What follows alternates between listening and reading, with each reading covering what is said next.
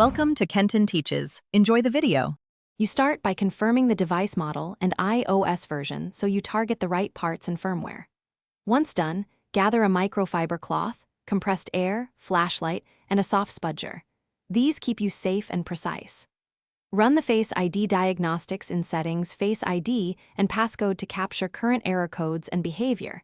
This tells you whether the issue is software, alignment, or hardware, so you don't replace parts unnecessarily. Power the device off and carefully remove the screen or bezel. Use the correct screws and a magnetic mat if available to avoid damage. Inspect the Truedepth flex cables and connectors for kinks, corrosion, or misalignment. These cause most failures.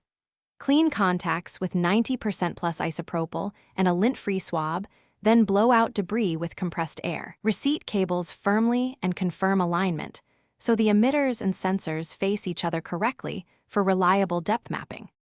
Reassemble the device carefully, torquing screws to spec and avoiding over-tightening, then power on to validate basic camera functions. Run the Face ID setup and camera tests to confirm the Truedepth camera projects and reads depth correctly. This verifies both hardware and firmware. If problems persist, restore iOS to rule out software corruption, swap the Truedepth sensor module if you have a known good part, or consult a professional, because persistent faults often mean a damaged module or board level. Thanks for watching. Please subscribe if this video was helpful.